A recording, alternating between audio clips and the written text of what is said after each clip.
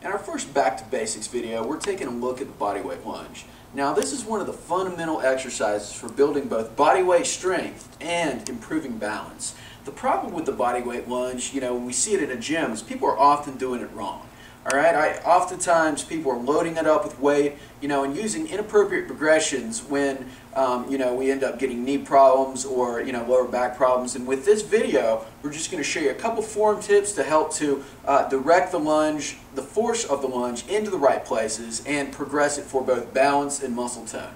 Alright, now what I'm looking for with the lunge is to get my feet in a symmetrical stance here, meaning one foot is in front of the other. In the beginning, what I often have clients do is just kind of angle them out a little bit. As I get wider with the base of support, it's going to give me a little more ability to balance, a little bit more support. Okay, and what I'm looking for here is just dropping straight down. Alright, everything remains straight. The position of the foot is straight, the knee is straight, the torso is straight. Okay, notice I'm just coming up and down from the ceiling. Okay, everything should be symmetrical, meaning I tell clients, shoot your head up into the ceiling. Alright, so what I don't want to see with this is internal or external rotation of the knee, the foot coming forward or backwards like this, or leaning forward with the torso. If you find yourself doing this, what you can do to help to correct that,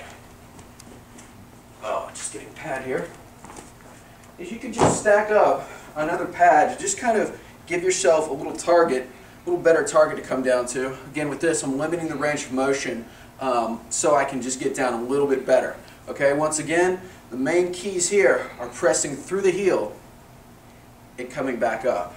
Okay, now when we begin with the lunge, right, what we usually start with is a progression where, if you're having trouble balancing or you find that you're still kind of wobbling to one side, you can simply hold on to a wall, or I've got a bench here, just for a little bit of support. That just helps to support me, give me a little bit of, feed forward here. Again, just coming up and down. As you get better at this exercise, you can put your hands on your hips. Again, just moving in the same plane of motion here. And again, you can just kind of line your feet up a little bit more to challenge the balance. Okay?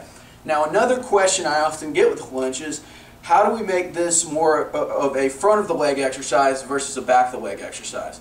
The other thing we want to look for with the lunge with this is the longer the stance is, the more we're going to rely on the hip. Okay, so with this, I want you to come up and down, really contract the butt cheek of the back leg, and contract the side oblique here. That's really going to force the kind of the emphasis of this exercise more into that area and really help to make this more of a hip dominant exercise, meaning we're working the back of the leg. All right, now if I'm looking to work more the front of the leg, I'm going to get in a smaller stance here. So my feet are closer together. Again, I'm kind of shifting the weight more into my front leg here, coming up and down.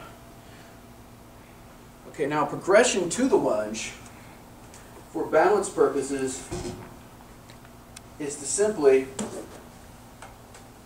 put one foot on a step. Okay, so again, this is giving me an added balance component to it, and again, it's kind of directing more forcing me to stabilize, directing more force into either a longer stance into the butt or smaller stance into the back leg, or into the front leg.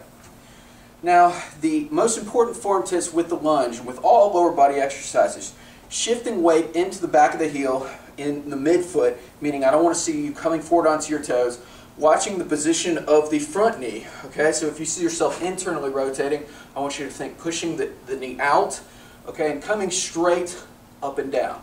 Okay, if you find that you're still having problems with these things in the beginning, you can simply hold on a half lunge, really just contract everything, get this nice stable position going on, and just learn this. As you become better, you can lower, and then in the next, maybe working with that for 2 to 3 weeks, you can move more into a movement-based progression afterwards. In our next video, I'm going to give you a couple circuits to really intensify and progress the bodyweight lunge to make it even better.